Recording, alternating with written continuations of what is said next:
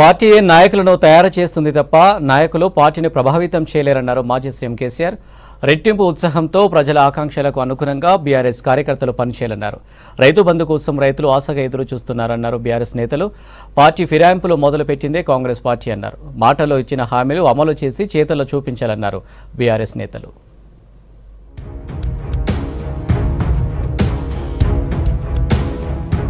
కొన్నిసార్లు ప్రజాస్వామ్యంలో అబద్ధపు ప్రచారాలను నమ్మి ప్రజలు బోల్తా పడతారని అన్నారు బీఆర్ఎస్ చీఫ్ కేసీఆర్.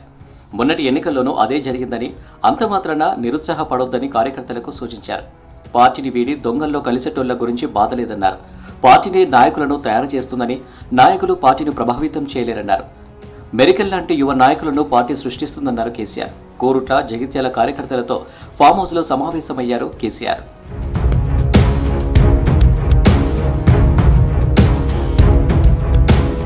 రాష్ట్ర విద్యుత్ కమిషన్ వ్యవహారంలో కేసీఆర్ పిటిషన్పై హైకోర్టులో వాదనలు జరిగాయి. తీర్పును రిజర్వ్ చేసింది న్యాయస్థానం. రాష్ట్ర ప్రభుత్వం తరపున కోర్టుకు వాదనలు వినిపించారు ఏజీ. పిటిషన్ను స్వీకరించొద్దని కోర్టును కోరారు. నిబంధనల ప్రకారమే కేసీఆర్కు 2 సార్లు నోటీసులు ఇచ్చామని తెలిపారు. విచారణ అంతా బహిరంగంగానే జరుగుతుందని చెప్పారు. ఇప్పటి వరకు 15 మంది నుంచి కమిషన్ వివరాలు సేకరించిందని తెలిపారు. 15 మందిలో మాజీ సీఎం డి ప్రభాకర్ రావు, మాజీ మంత్రి జగదీష్ రెడ్డి ఉన్నారని చెప్పారు.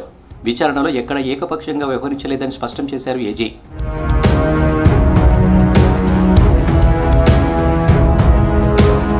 తీహార్ జైలులో ఎమ్మెల్సీ కవితతో ములాఖాత్ అయ్యారు మాజీ మంత్రి ఎమ్మెల్యే హరీష్ రావు. ఢిల్లీ లిక్కర్ కేసులో అరెస్ట్ అయిన కవిత జైలుకు వెళ్లి 100 రోజులు దాటాయి. జైల్లో ఉన్న కవితను కలిసి యోగక్షేమాలు అడిగి తెలుసుకున్నారు హరీష్. ధైర్యంగా ఉండాలని కవితకు ధైర్యం చెప్పినట్లు తెలుస్తుంది.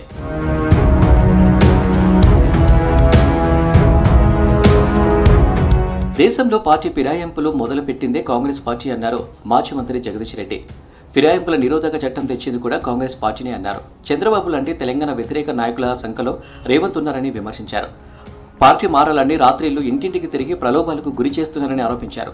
రేవంత్ గేట్లు ఓపెన్ చేస్తే తమకు సుప్రీంకోర్టు గేట్లు ఉన్నాయన్నారు.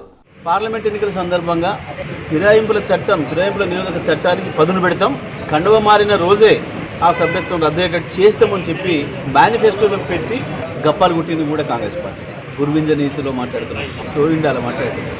కేసీఆర్ ఏం చేసిండు? కేసీఆర్ కానీ మీలాగా ఇంటింటికి పోయి రకరకాల ప్రలోభాలు పెట్టి రాత్రిపూట పోయి మధ్యరాత్రి పోయి గడవలు కప్పలేదు.